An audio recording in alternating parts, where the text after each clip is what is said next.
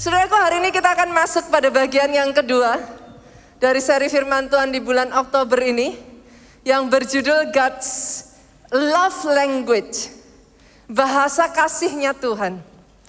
Karena ternyata sama seperti saudara dan saya, Tuhan kita juga punya bahasa kasih. Ketika saudara mengasihi Tuhan dengan bahasa kasihnya Tuhan, ketahui satu hal ini saudaraku, itu menyentuh hati Tuhan. Itu nyampe, itu kena di hatinya Tuhan saudaraku. Dan ketika itu nyampe di hatinya Tuhan, itu kena di hatinya Tuhan.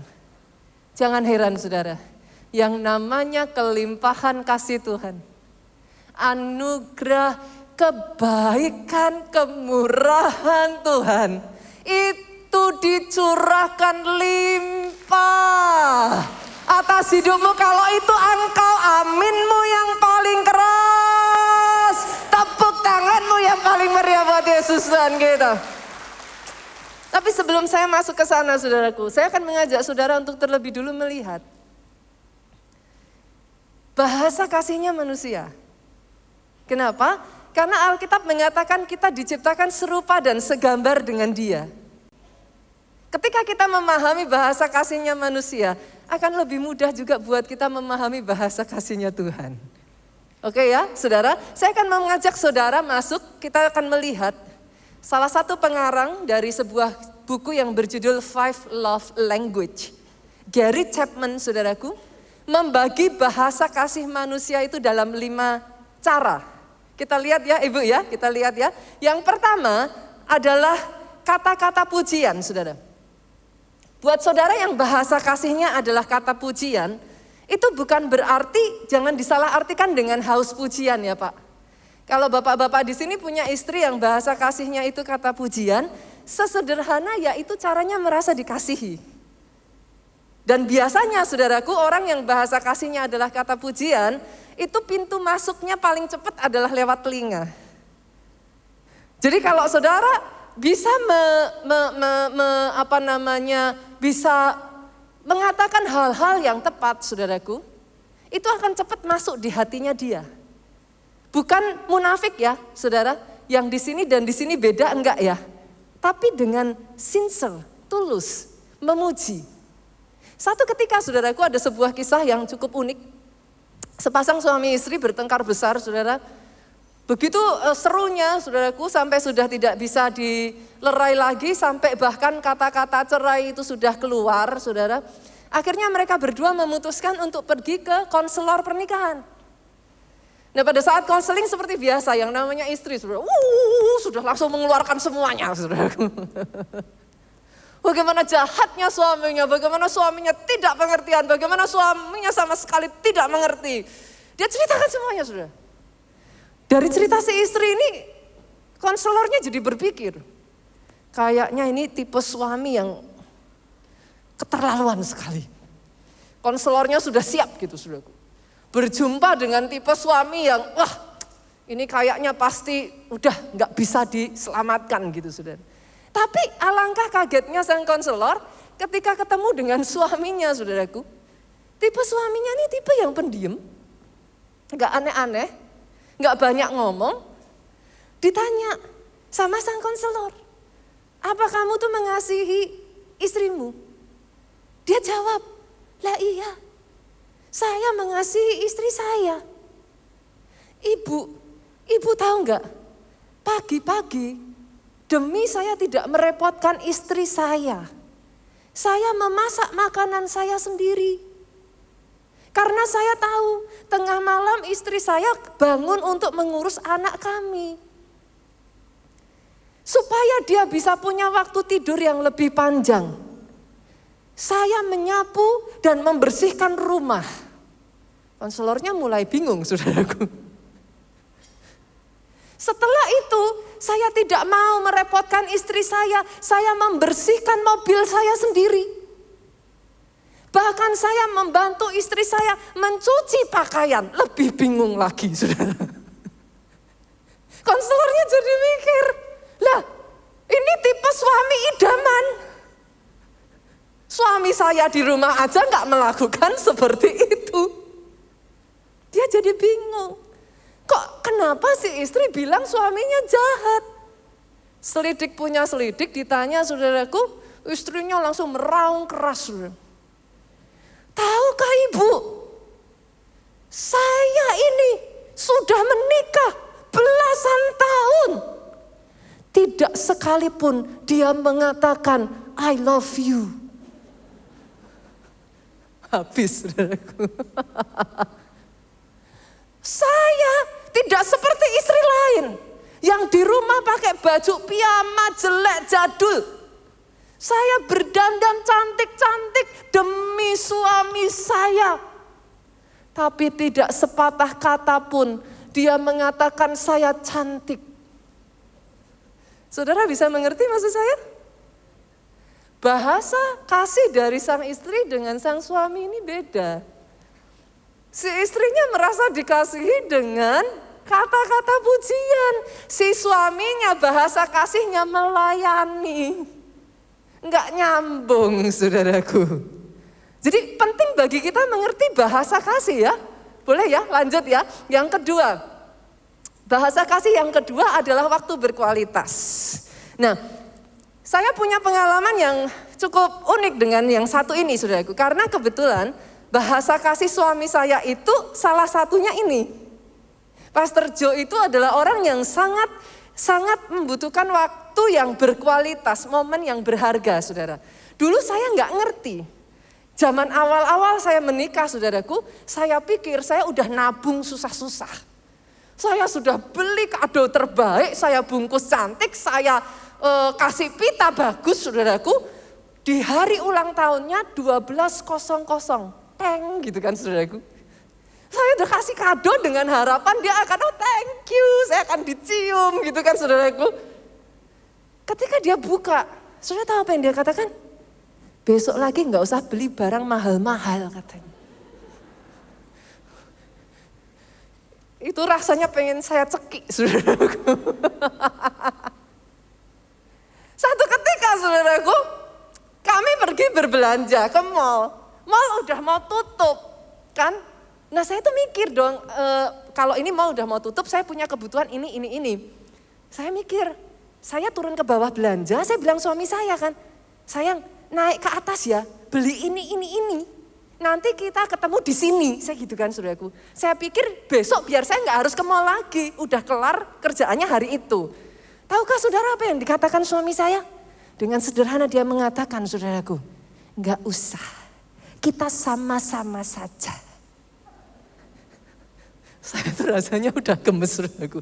Ini kan cuma sebentar, saya turun ke bawah, kamu naik ke atas. Nanti nggak keburu, nggak apa-apa. Yang penting kita sama-sama. Saudara bisa mengerti ya? Karena itu bahasa kasihnya dia. Dulu saya nggak ngerti saudara. Sehingga saya banyak salah paham. Tapi ketika saya mengerti, buat suami saya bukan kado yang mahal-mahal saudara. Tapi suami saya itu paling senang saya temenin, pergi berdua keliling-keliling kota saudara. Saya bilang, nyenengin kamu kok murah ya? Saya bilang. Cuman butuh bensin, saudara. Tapi itu mengena di hati suami saya. Karena ketika di mobil, saya nggak pegang handphone. Nggak ada anak-anak. Kita ngobrol, saudara. Sudah bisa nangkep ini nggak? Kalau kau bisa nangkep bahasa kasih, engkau punya pintu masuk ke hatinya. Dan akhirnya hubungan jadi indah. Jadi baik saudara. Yang ketiga itu hadiah. Ini karena saya waktunya, ini cukup panjang saudaraku. Jadi saya sedikit-sedikit aja ya. Ini untuk saudara mengerti saja ada bahasa kasih manusia. Yang keempat, sentuhan fisik. Anak saya yang kecil saudara. Itu punya bahasa kasih yang ini. Sejak dari kecil, dia itu senang sekali lengket sama saya, lengket sekali sampai sekarang. Dan setiap kali saudaraku, yang dia butuhkan tuh bukannya kayak saya bersama dia 24 hours, enggak. Nanti kira-kira di rumah gitu ya saudara, 2-3 jam, dia akan lari ke kamar saya, dia ngintip, saya ada. Begitu dia lihat saya ada, dia deketin saya.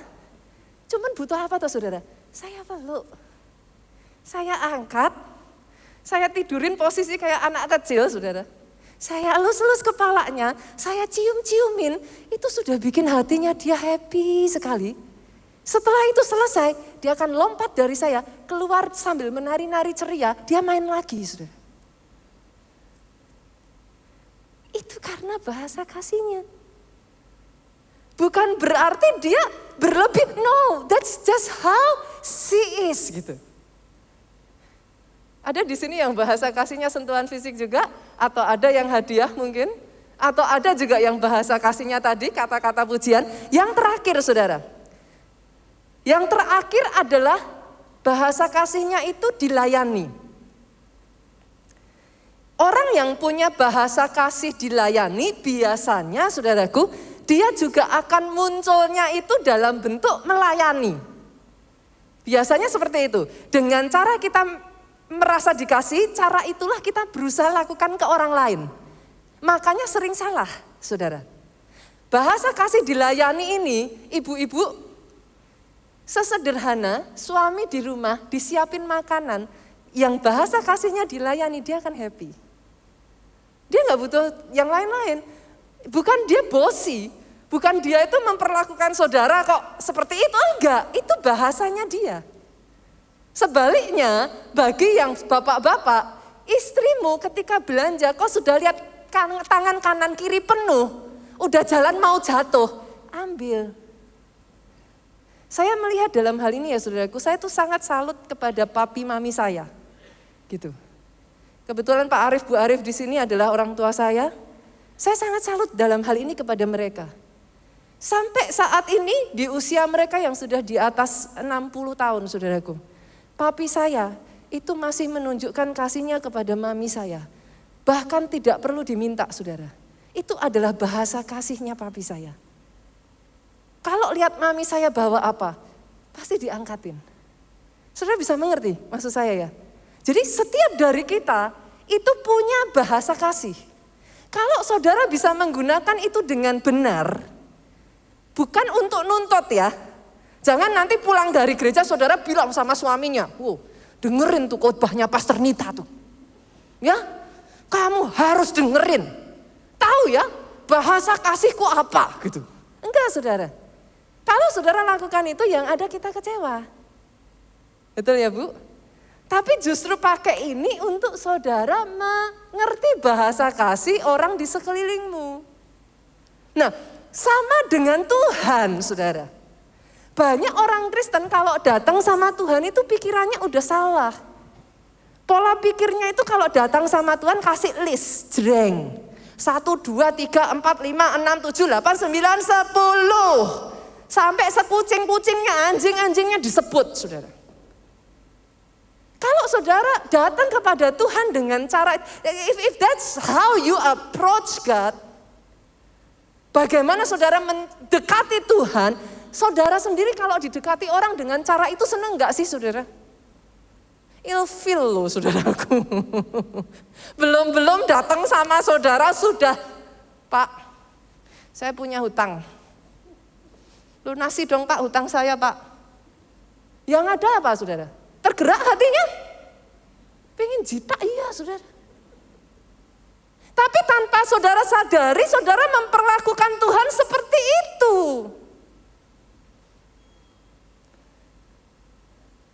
Dia punya perasaan loh saudara. Alkitab mengatakan dia bisa didukakan loh. Dia bisa sedih loh. Tapi dia juga bisa disenangkan. Hari ini saya berdoa, setiap yang ada di tempat ini, Tuhan berikan hati kepada setiap saudara, hati yang menyenangkan Tuhan. Kerinduannya nyenengin Tuhan. Kalau cari Tuhan, apa yang Tuhan suka. Bukan apa yang aku mau. Bukan apa yang aku butuh. Tapi apa yang Tuhan suka. Nah, hari ini kita akan melihat, saya akan membagikan kepada saudara sama seperti dalam hal ini Kita manusia punya bahasa kasih, Tuhan juga sama. Kalau bahasa kasihnya tuh manusia, saudara, sentuhan fisik. Tuhan itu bukan tubuh. Enggak bisa dengan sentuhan fisik. Lah terus dengan apa, Pastor? Sentuhan roh. 2 Korintus 3 ayat 17 itu mengatakan, sebab Tuhan adalah roh, Pak. Kalau saudara mau nyentuh Tuhan, enggak bisa dengan cara manusia, sentuh rohnya. Pastor, yang namanya nyentuh roh itu gimana? Kalau datang sama Tuhan, koneknya dengan roh. Betul angkat tangan, betul nyembah muji. Kenapa itu penting, saudara? Itu akan membantu saudara dengan segenap hati, roh saudara, jiwamu itu bersama-sama fokus. Pernah gak ngerasakan, saudaraku, kalau koneknya dengan roh, tiba-tiba entah gimana lagi nyembah, keluar air matanya. Pernah ya? Pernah ya, saudaraku? Kenapa? Kok bisa? Karena konek. Kasihnya nyampe. Dan ketika konek itu terjadi, kasihnya nyampe dari pihak Tuhan, itu seperti saudara dibanjiri dengan gelombang kasih. Sampai orang-orang yang ngalami ini kalau ditanya, apa yang kamu rasakan? Kenapa kok nangis? Kenapa kok sampai begitu? Aku juga nggak tahu. Saudara bisa nangkap yang saya katakan ya? Tapi karena konek. Gelombang kasih itu menerpa saudara. Sampai-sampai saudara pulang bisa siul-siul. Nyanyi-nyanyi. Hati yang sedih digantikan hati yang sukacita. Yang damai sejahteranya sudah hilang. Dikembalikan lagi. Kenapa? Konek. Dan kalau saudara bisa konek dengan Tuhannya benar, saudaraku. Masih ingat kisah wanita yang menjamah jubah Yesus? Jangan salah loh, saudara. Actionnya dia megang jubah. Tapi spiritnya connect. Saudara tahu apa yang terjadi? Gak perlu kau minta-minta kesembuhan. Kalau engkau tahu cara connect dengan Tuhan, itu mengalir, saudara. Doa saya, engkau jadi orang Kristen yang tahu bagaimana connect dengan Tuhan. Kalau kau connect dengan Tuhan, itu kuasa mengalir. Yang tadinya masalah itu gedenya segunung. Oh, tiba-tiba karena connect imanmu dibangkitkan. Gunung diperintahkan pun asal kau percaya dia pergi dari hadapanmu. Doa saya sungguh-sungguh di tempat ini engkau bangkit menjadi orang-orang yang mengenal dan dikenal Tuhan. Yang kedua, saudara, bahasa kasihnya Tuhan itu apa? Kalau manusia kita mengenal bahasa kasihnya itu adalah hadiah, betul ya? Kalau Tuhan apa juga sama, Pastor? Loh ya sama. Buat Tuhan, dia punya bahasa kasih korban persembahan. Tapi jangan salah loh, saudara. Tidak semua korban persembahan diterima Tuhan. Masa, Pastor? Loh, saudara masih ingat gak satu ketika 2 kakak beradik datang ke Tuhan? Betul? Sama-sama bawa korban. Yang satu diterima, satu ditolak. Betul, saudaraku? Alkitab mencatat satu tidak diindahkan, satu diindahkan. Lah pertanyaannya jadi gini, kalau gitu gimana kita membawa korban yang bisa diterima Tuhan? Kan? Betul ya Bu ya? Lah kalau ada ditolak, ada diterima ya kita gimana caranya biar diterima kan gitu. Nah satu hari saudara, Yesus ini memberikan satu cerita Pak. Tentang korban yang diterima oleh Tuhan. Sampai menggerakkan hati Yesus. Kita buka ya, Markus pasalnya yang ke-12, ayatnya yang ke-41, sampai ayatnya yang ke-44. Multimedia bisa bantu saya karena ini enggak ada di dalam catatan sebenarnya. Tapi saya ingin menunjukkan kepada saudara, di Markus ini, kisah ini benar-benar menunjukkan Satu hari Yesus itu melakukan sesuatu yang aneh, saudara. Dia duduk di depan peti persembahan. Ini sesuatu yang sangat aneh yang Yesus lakukan. Dia duduk di depan peti persembahan, ngamatin orang ngasih persembahan. Untung aja hari ini pendeta saudara nggak ngelakuin gitu ya, saudara. Kira-kira kalau saya duduk, saudara tak liatin saudara ngasih persembahan. Tapi itu yang Yesus lakukan. Dan Alkitab mencatat di ayat 41, pada satu kali Yesus duduk menghadap peti persembahan, memperhatikan bagaimana orang banyak memasukkan uang ke dalam peti itu. Banyak orang kaya memberi jumlah yang besar. Oh, Yesus lihat. Ini banyak nih yang kasih jumlah besar dari orang-orang kaya. Tapi coba lihat saudara, apakah Yesus bergeming, apakah dia bergerak? Did he do something? No. Ayat 42 saudara, datang seorang janda miskin memasukkan 2 peser, yaitu 1 duit. Ini jumlah yang, Pak, come on, this is so little gitu.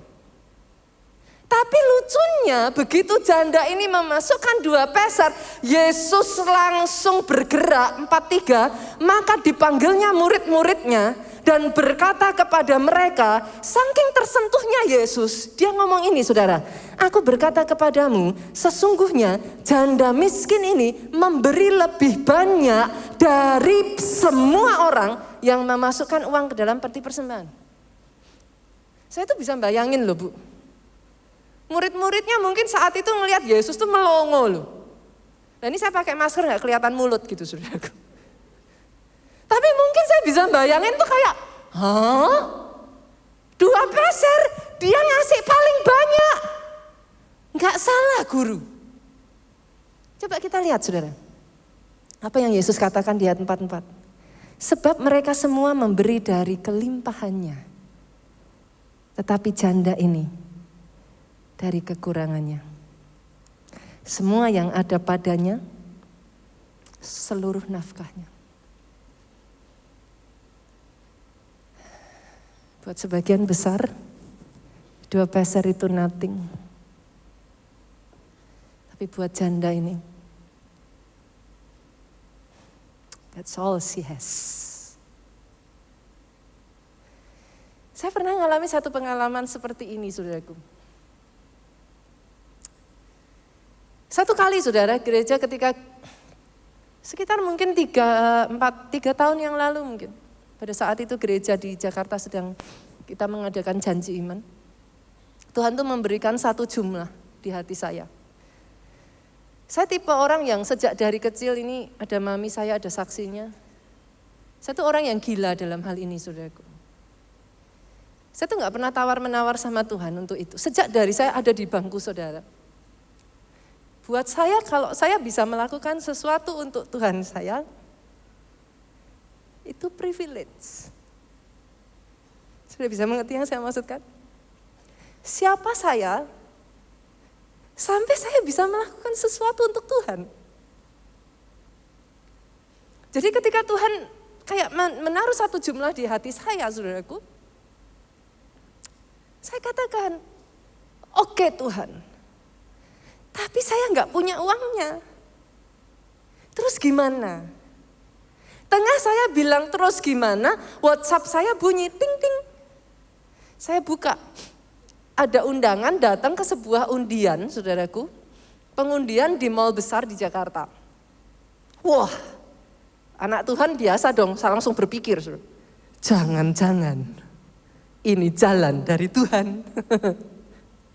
Saya doa saudaraku, saya langsung ngomong sama Tuhan, saya doa, Tuhan, ketika saya lihat saudara hadiah utamanya, saya bilang sama Tuhan, nanti kalau saya dapat ini, saya nggak ambil sedikit pun, saya kasih semua buat Tuhan. Lebih banyak dari yang Tuhan suruh. Wah, saya udah seneng saudara. Tapi ketika tengah saya seneng, saya bisa mendengar suara dengan sangat keras. Tuhan jawab, no. Lola kok no?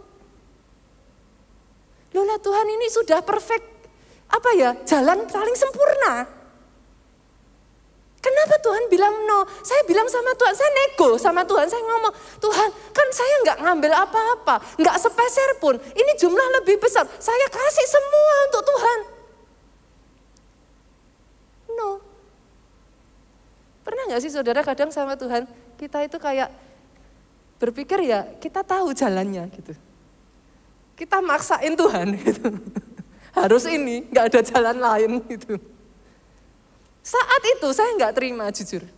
Ketika Tuhan bilang no, saya nggak terima, saya ngeyel saudara. Saya ngeyel. Terserah Tuhan bilang no, saya datang. Ya beneran tuh saudara. Saya tuh sampai ketawa tuh. Jadi ada 2 hadiah, hadiah utama dan hadiah hiburan. Lucunya saudara, saya lebih merasa ketawa sama Tuhan karena yang lucunya saudara, suami saya nemenin saya. Lah Tuhan tuh udah ngomong, no kok kamu tetap jalan. Tidak apa-apa, mana tahu itu bukan suara Tuhan. Saya bilang gitu. Ngeyel saudara. Suami saya bilang, ya nanti yang dapat hadiah aku malahan katanya gitu.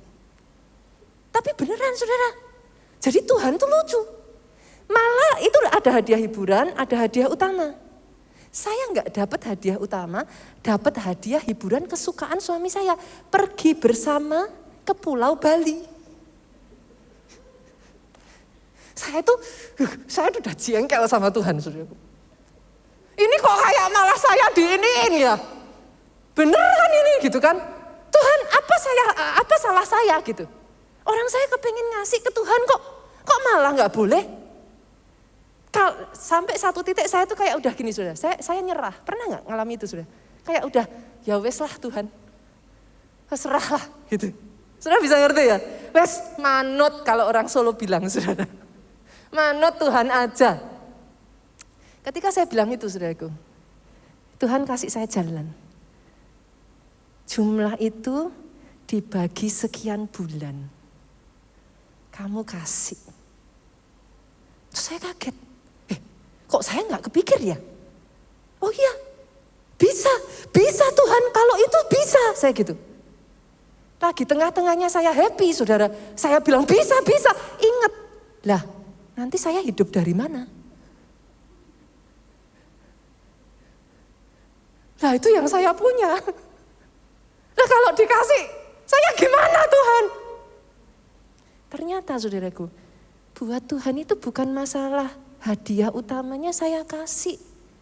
Jumlah nominalnya lebih besar. No, banyak orang salah di sini. Tapi ketika tiap bulan itu saya ngasih Pak, nangis. Kena di sini. Saya sujud Tuhan. Terus saya gimana? Sudah bisa mengerti? Bukan nominalnya. 2 peser itu kecil. Tapi level pengorbanannya itu yang kena di hatinya Tuhan. Kalau saudara bisa ngerti satu hal ini, itu menyentuh hatinya Tuhan, persembahanmu itu naik di hadapan Tuhan. Jangan heran saudaraku, Tuhan tersentuh. Karena bukan maninya, bukan nominalnya. Ininya loh saudara. Oh hari ini saya sungguh-sungguh berdoa saudaraku, firman ini membuat kita tidak lagi melihat Tuhan dengan cara yang sama. Tidak lagi datang sama Tuhan dengan cara yang sama. Karena bahasa kasih yang ketiga dari Tuhan saudara, kalau manusia bahasa kasihnya adalah kata-kata pujian, Tuhan juga sama saudara. Kita buka ya, Pastor, apa Tuhan itu senang dipuji? Oh jangan salah, Mazmur 22 ayat 4. Engkau yang kudus, yang bersemayam di atas pujian orang Israel. Loh gimana saudara? Tuhan tuh bukan cuma senang dipuji. Di mana dia dipuji, dia tinggal. Dia betah.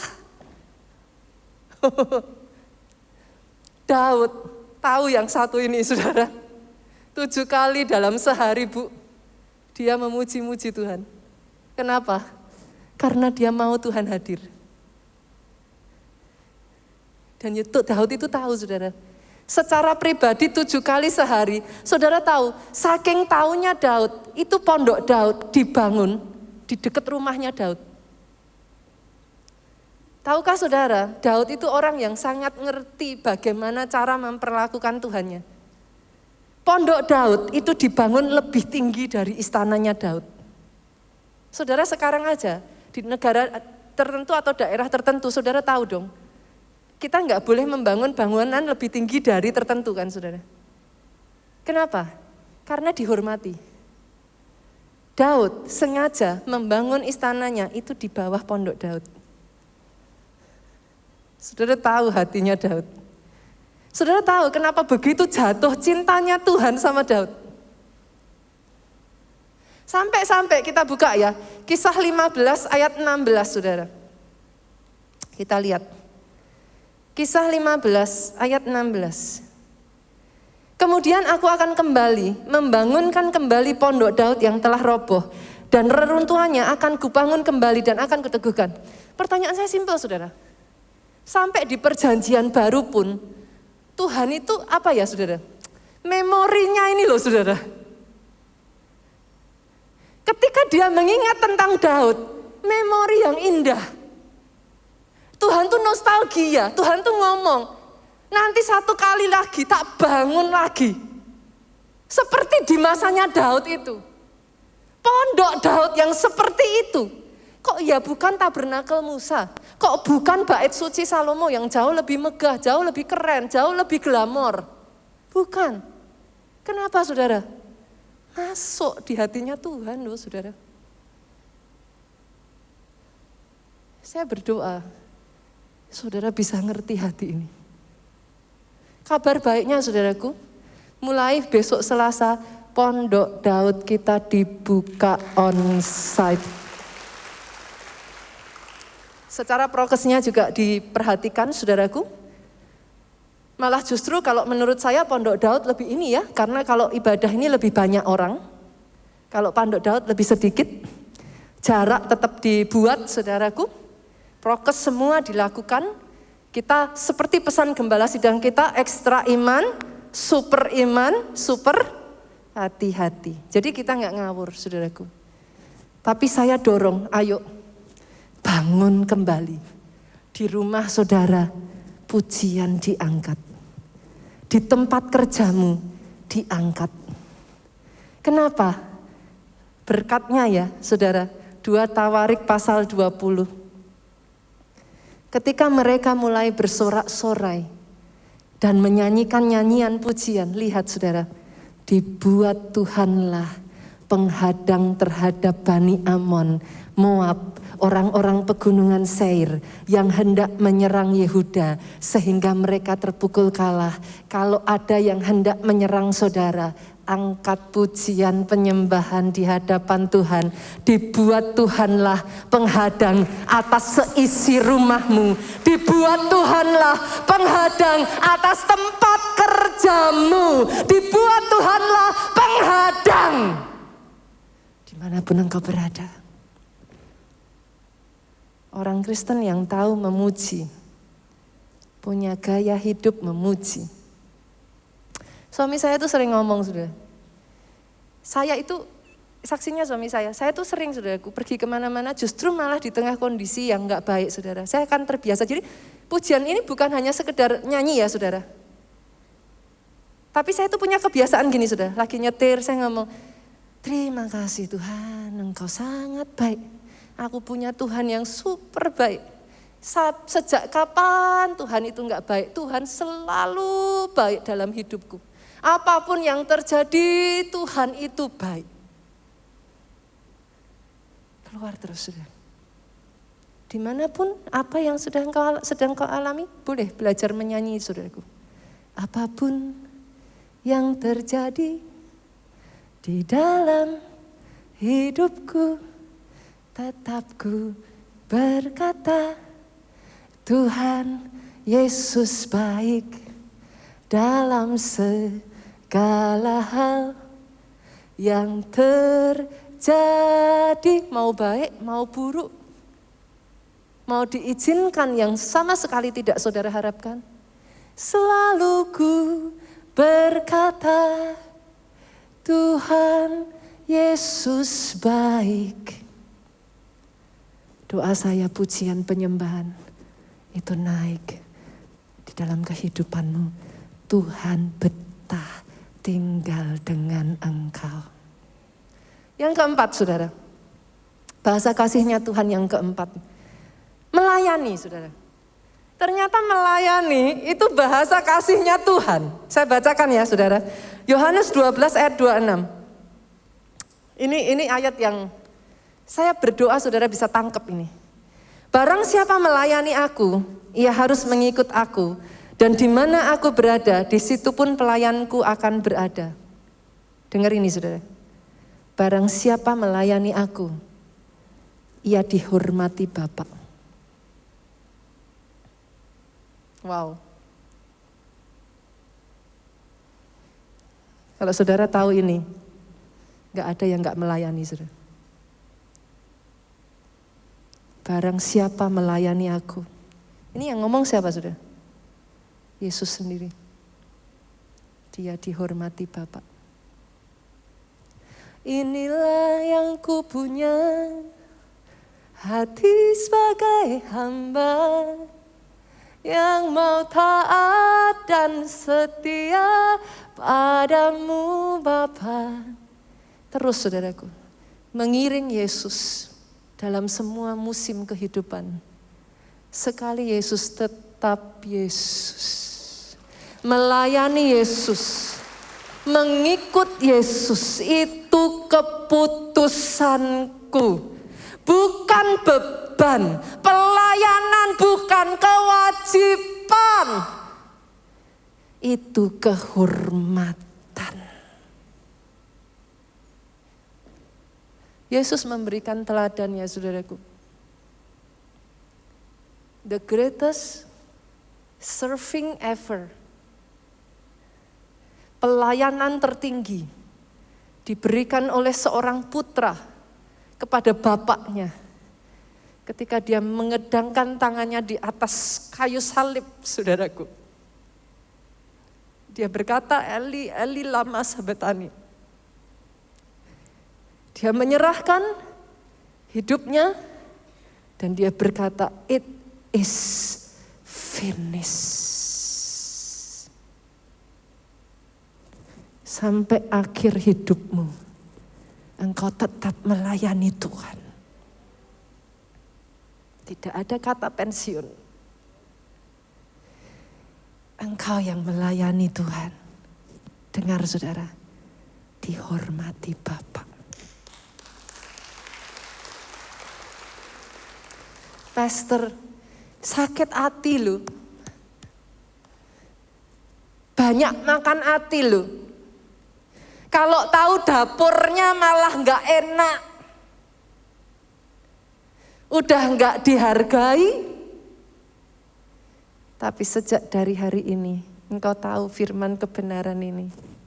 Ketika kau lakukan itu, kau bukan lakukan untuk manusia, tetapi seperti untuk Tuhan. Dan karenanya saudaraku, penghormatan datangnya dari Tuhan.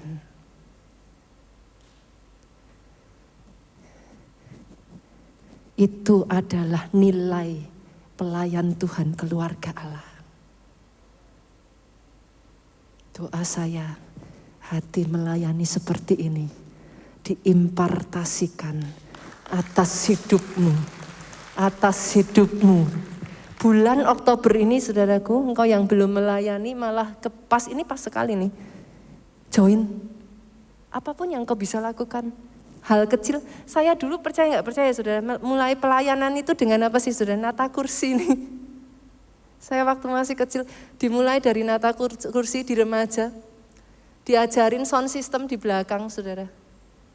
Belajar pelan-pelan jadi asyir. Shalom. Belajar bawa kantong persembahan.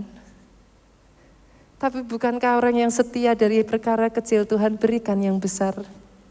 Setialah dari yang kecil.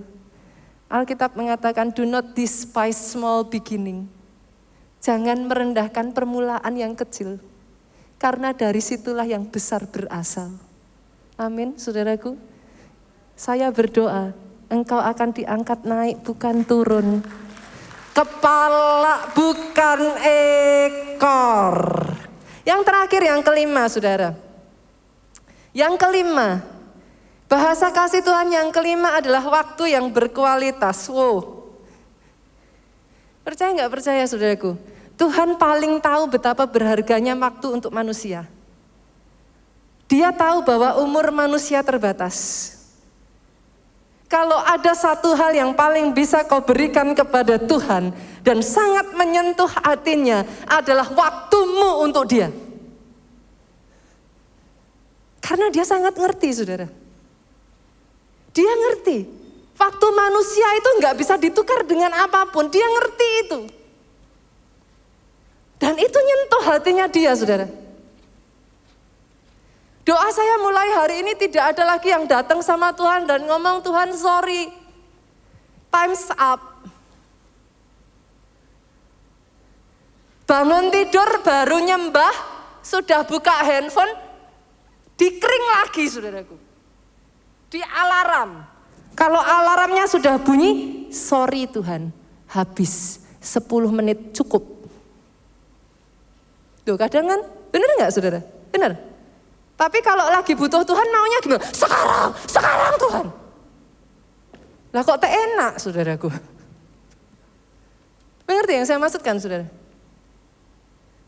Doa saya, ayat ini, saya membaca ayat ini tuh takut loh, saudara. Saya belajarlah dari ayat ini. Satu ketika, saudara, seorang tuan mengadakan satu pesta. Dia menyuruh hambanya mengundang semua orang. Lukas 14, 17, 21. Dia menyuruh hambanya mengatakan kepada para undangan, mari, sebab segala sesuatu sudah siap. Tuhan itu ngundang, saudara. Semua orang, kalau saudara bilang Tuhan pilih kasih, jangan salah. Dia undang semuanya. Dia nggak pernah pilih kasih. Nah, ketika diundang, saudara, mereka bersama-sama meminta maaf. Yang pertama berkata kepadanya, aku telah membeli ladang, dan aku harus pergi melihatnya. Aku minta dimaafkan. Familiar enggak, saudara? Terdengar biasa enggak kata-kata ini? Maksudnya saudara pernah dengar kata-kata ini enggak? Sibuk. Enggak bisa. Sopan sih. Aku minta dimaafkan. Lanjut ya. Ayat 19, yang lain berkata, aku telah membeli 5 pasang lembu kebiri. Aku harus pergi mencobanya. Aku minta, sibuk pastor. Habis diberkati Tuhan itu aduh, orderan datang terus. Gak ada waktu. Lah kapan doanya? Lah nanti dulu, mungkin malam hari ketiduran pastor. Ayat 20, saudara. Yang lain lagi berkata, aku baru kawin dan semuanya itu, dan karena itu aku tidak dapat datang. Lihat ini, saudara. Ayat 21. Kembalilah hamba itu menyampaikan semua itu kepada tuannya. Lalu murkalah tuan rumah itu dan berkata kepada hambanya, pergilah dengan segera ke segala jalan, lorong kota, bawa kemari orang-orang miskin, orang-orang cacat, orang-orang buta, orang-orang lumpuh. Yang tadinya tidak mendapat undangan. Mereka ditarik karena undangan orang yang diberi undangan menolak, saudara. Hari ini saya berdoa, ketika undangan itu diberikan, ketika panggilan itu terdengar di telingamu, kadang sayup-sayup, pagi hari jam 4, undangan itu datang. Pertanyaan saya, apa jawabmu? Aku ngantuk, aku sibuk, gak punya waktu. Doa saya ketika dia memanggil engkau, saudara berkata, ini aku Tuhan, utuslah aku. Bangkit berdiri jemaat Tuhan, datang di hadapan Tuhan. Tutup Alkitab saudara. Selidiki aku, lihat hatiku, apakah ku sungguh mengasihimu, Yesus, Kau yang Maha Tahu. Katakan saudaraku.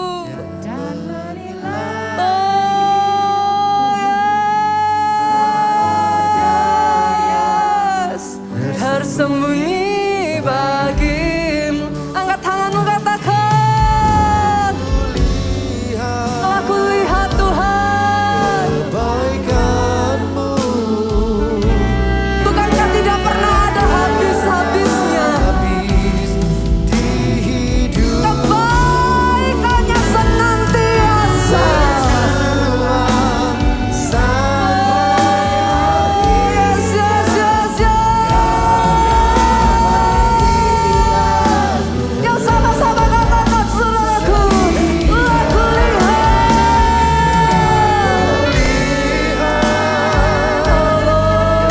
kebaikan-Mu. Kadang kami manusia mudah lupa Tuhan, Habis di hidupku mudah mengingat yang buruk, berjuang tapi melupakan segala kebaikan-Mu. Yesus Tuhan, setia. hari ini ketika kita mempersiapkan roti dan anggur ini saudaraku, kita masuk di dalam perjamuan kudusnya Tuhan. Jadikan waktu ini sebagai satu waktu evaluasi. Karena kadang saudaraku, kita datang kepada Tuhan dengan cara yang salah. Kita memperlakukan Tuhan begitu murah, saudara. Bahkan terhadap manusia dengan ranking tinggi, dengan level yang tinggi, dengan jabatan saja, kita memperlakukan dengan lebih baik. Tapi kadang sama Tuhan, jauh di atas itu loh saudaraku. Setinggi-tingginya manusia, dia tetap manusia. Tapi kita memperlakukan dengan hormat.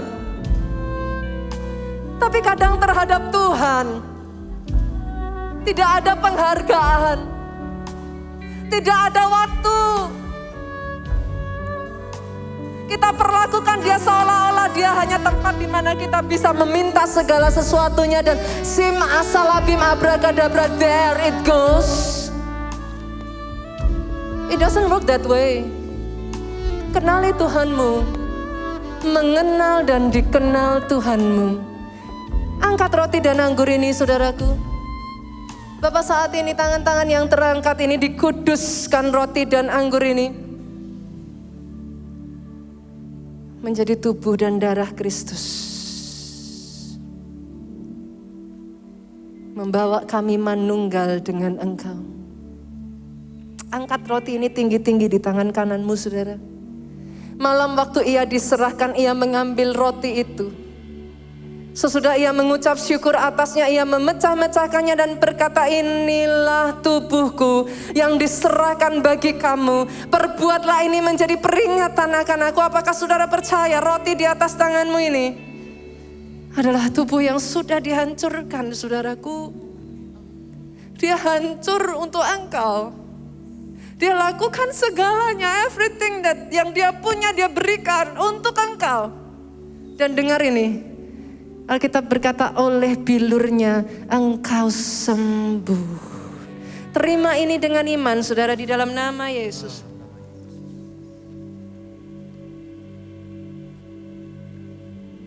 Angkat cawan itu tinggi-tinggi di atas kepala saudara.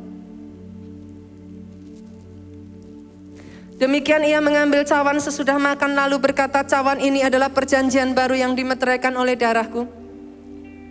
Perbuatlah ini setiap kali kamu meminumnya menjadi peringatan akan aku. Selalu ingat, darah itu saudaraku dicurahkan sampai habis untuk saudara. Darah itulah yang mengeluarkan engkau dari gelap masuk kepada terang. Darah itu yang sudah menebus hidupmu. Jangan anggap murah pengorbanan Yesus, saudaraku. Ketika kau minum anggur ini, percaya bahwa darah yang sama mengalir di tubuhmu, saudaraku. Terima dengan iman di dalam nama Yesus. Engkau yang bisa berbahasa roh, saudaraku. Angkat suaramu. Inaralalalala bakaya basirerererere. Inaralala. Siererereralalalala. Orerere kaya ralalalalalalala. Isyanerelele. Ketika kau menghayati ibadah itu dengan sungguh-sungguh, saudara, ibadahmu menjadi bermanfaat.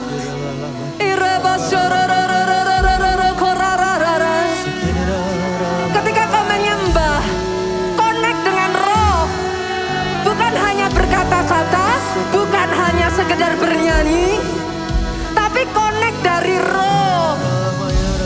Penyembahanmu berkuasa.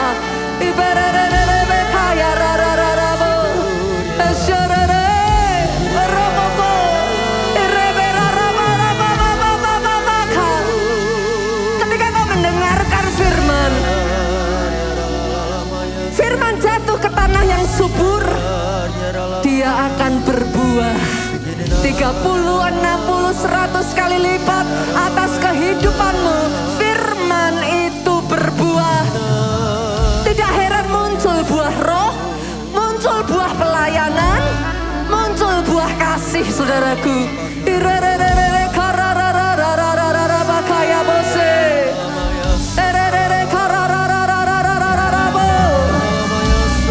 Yesus Tuhan, Yesus Tuhan. Selidiki aku, lihat hatiku, apakah ku sungguh mengasihimu. Hari ini terbuka di hadapan Tuhan, saudaraku. Yang Maha Tahu Antara engkau dengan Tuhanmu. menilai hidupku, tak ada yang Engkau yang sempat kosong, bagi mulai ingat-ingat segala kebaikannya. kebaikanmu Semua yang Dia sudah kerjakan tak pernah habis. sampai engkau ada sebagaimana engkau ada hari ini. Sampai akhirnya Dan jangan menyerah, saudara. Terus berjuang, berjuang, berjuang, berjuang sampai akhir.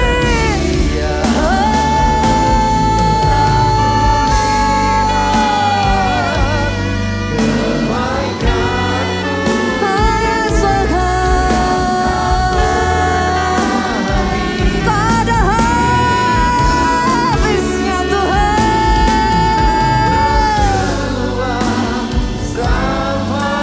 Oh, terima kasih Yesus Tuhan. Hati aku tetap setia. Kau dapati aku tetap setia.